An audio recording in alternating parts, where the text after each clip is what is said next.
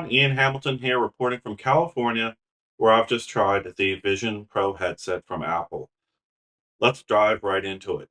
Personas are what Apple calls human scans performed by the Vision Pro headset that are locked to the scanned individual to prevent others from wearing your particular persona. Meta calls its research stage version of this technology codec avatars, and we saw the latest version of those at Meta's offices late last year. Whether it comes from Apple, Meta, or some other company, the idea is perhaps the ultimate killer app of virtual reality. This is the key to unlock the sense that someone is actually in a room with you, even though they're physically distant. Meta last year showed two demos that were relevant here. One was with an avatar scanned from a phone, and another was with a person scanned in a super high resolution way that took a lot of time. The phone scanned avatar was deeply unsettling, and I didn't want to look at it for more than a few seconds. The ultra high fidelity one, though, from Meta, that was driven by a PC powered headset, and I felt like it surpassed the uncanny valley.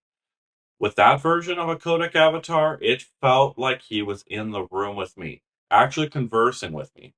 Apple's demo, though, featured a live FaceTime call with another person who was also wearing a Vision Pro headset.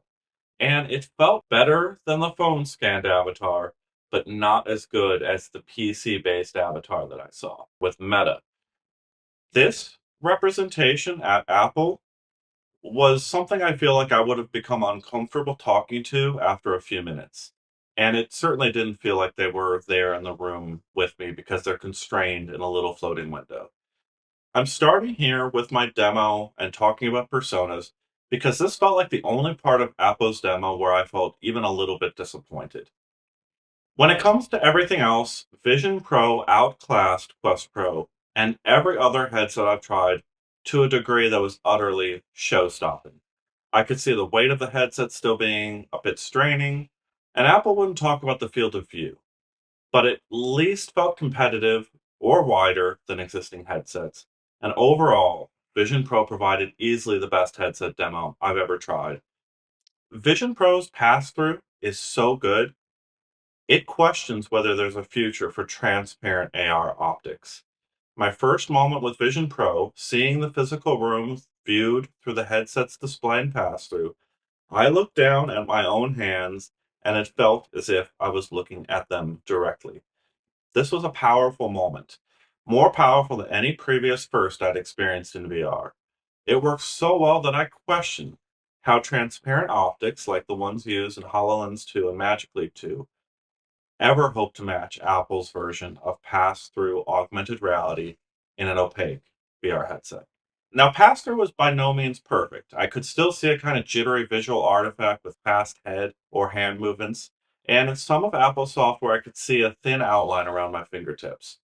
But these are incredibly minor critiques relative to the idea that this was night and day better than every other pass-through experience I've ever seen.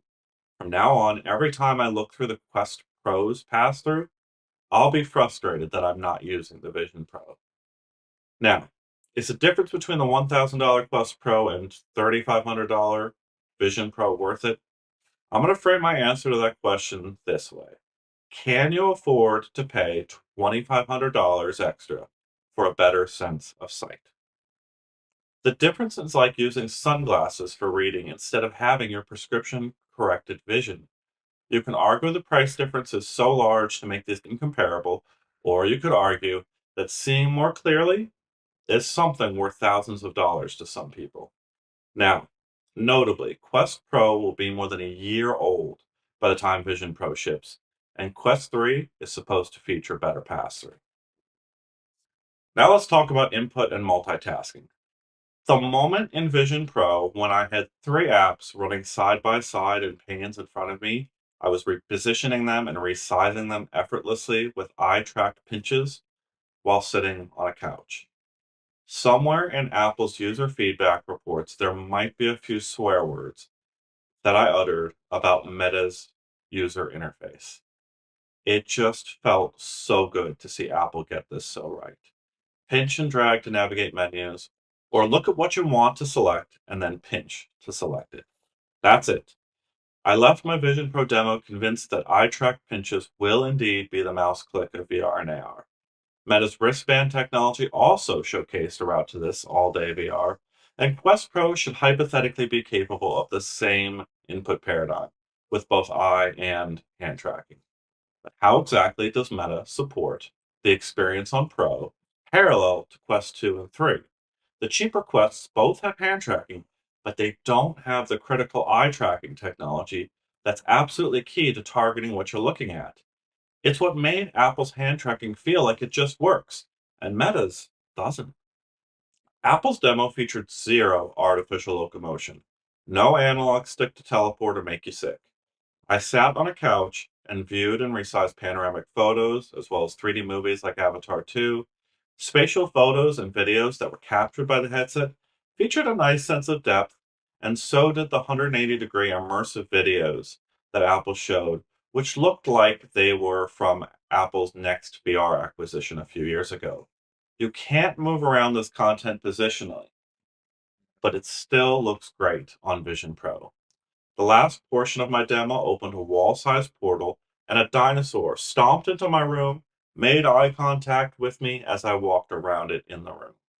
The Apple employees reminded me the wall was still physically there, possibly indicating that not many people request to stand up in the demos, and they're a little concerned about someone trying to walk through a solid wall.